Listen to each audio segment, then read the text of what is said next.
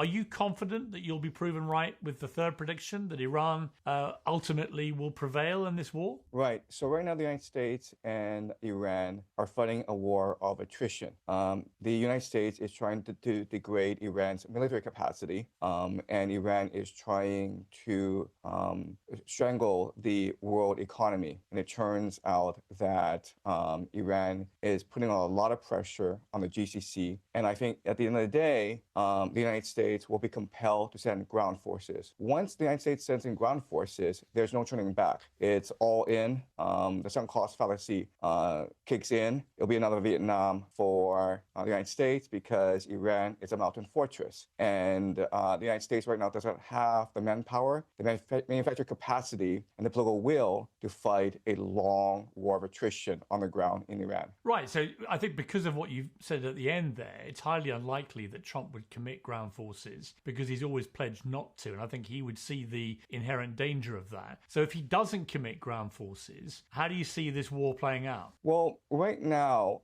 if Trump doesn't commit ground troops, he does have a variety of options. The first option is just to simply declare victory and call it a day. Unfortunately, the problem with that is that U.S. bases are still exposed. The GCC economies are still under pressure. The Strait of Hormuz is still closed. And there are no signs that Iran is interested in peace negotiations. Iran feels as though it has the upper hand because it has the political will and the resources to draw this war out. Now, let's assume that Trump does withdraw from the Middle East. Then what happens is that the GCC nations of Saudi Arabia, Bahrain, Qatar, Kuwait, UAE now are forced to pay a ransom to Iran because they supply the world with their oil through the Strait of Hormuz. 20% of the world's oil flows through the Strait of Hormuz, but in return they get food.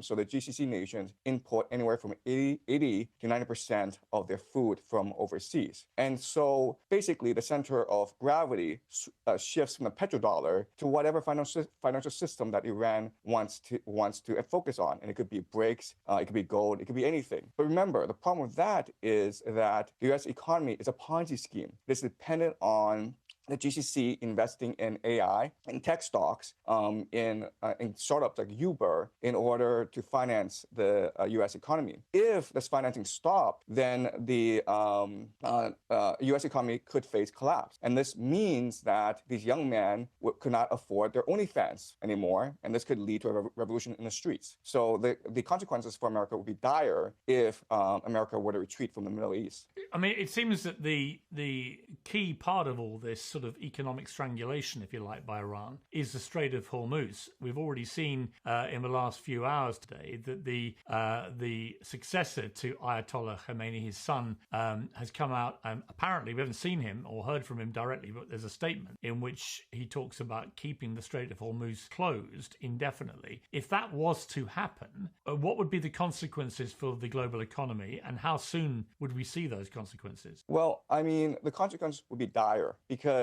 cheap energy, cheap petroleum products are the very basis of the global modern economy. So it just wouldn't be jet fuel that would be affected, but also be food. Because remember, food is produced by fertilizer, which comes from the GCC, as well as sulfuric acid, which helps the process of some semiconductor production. So artificial intelligence, food production, global travel are all dependent on products from the GCC.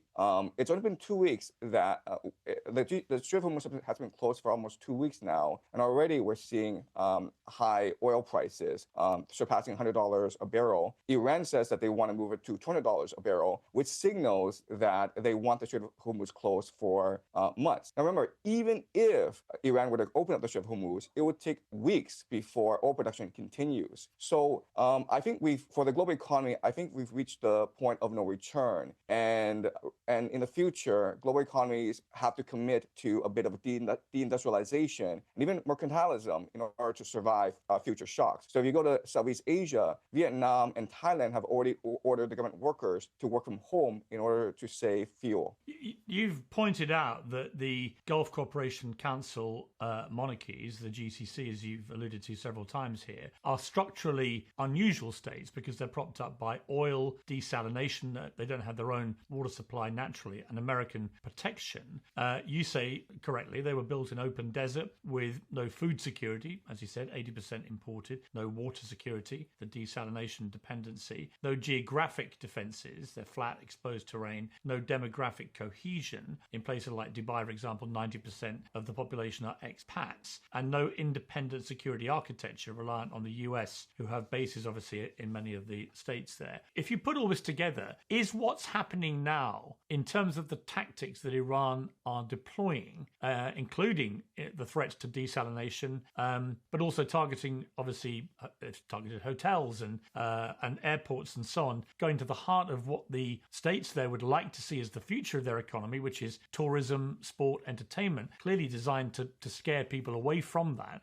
Is this now representing an existential threat, do you think, to the business model of the GCC states going forward? Right. So the most vulnerable city and often the most glamorous city in the GCC is Dubai. And for many years, Dubai has been very successful in cultivating an image as the new city of London, as the new Hong Kong of the Middle East. And thousands of these millionaires flock to Dubai for the glamorous lifestyle as well as the tax-free aspect of the city. But the reality is that this was all premised on global peace, on Pax Americana, on the capacity of America to project power all around the world and provide security guarantees to the GCC. Now this aura of inevitability and invincibility of American empire has been shattered. And once an illusion is shattered, there's actually no coming back from this. And that's what people don't really appreciate about this war. This war is not just directed at Israel. This war is not directed just at the GCC and the illusion of American empire. This war is directed at American empire itself. And what people don't appreciate is the eschatological aspects of this war, in that Iran sees a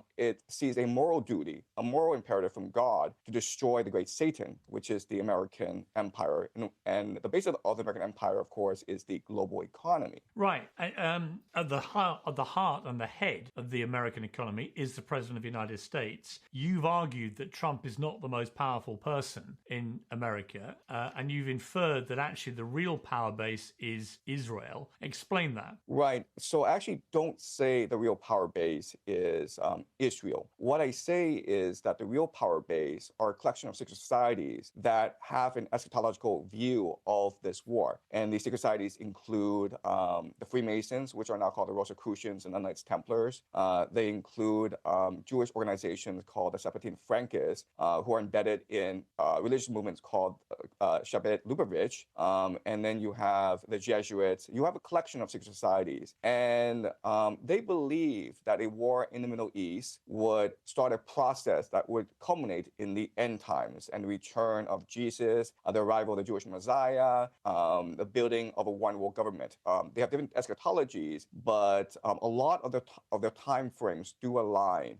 So where they converge is that there has to be a war in the Middle East to kick things off. This war in the Middle East will lead to the defeat of the American empire, and this will lead to the culmination of the Greater Israel Project, where Israel is able to control the Middle East from the Nile to the Euphrates. Once the Greater Israel Project is in place, it will transform into the Pax Judaica, which is an AI surveillance state.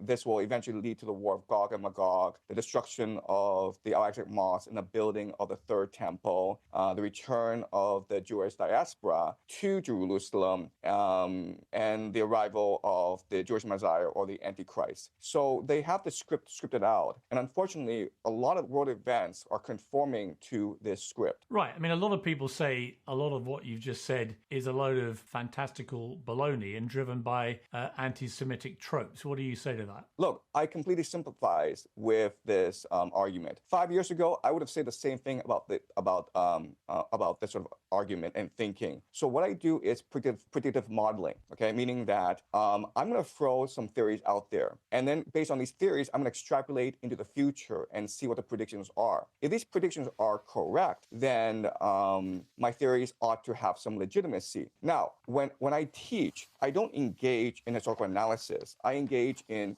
speculative analysis. And so in 2024, 2 years ago, I did say that this war in Iran would happen, and I provided a lot of my analysis. And a part of my analysis that's very very important is the eschatological analysis, meaning that Christian Zionists control the United States. There's a preacher called John Hagee who runs an organization called Christians United for Israel, which has about 7 million members.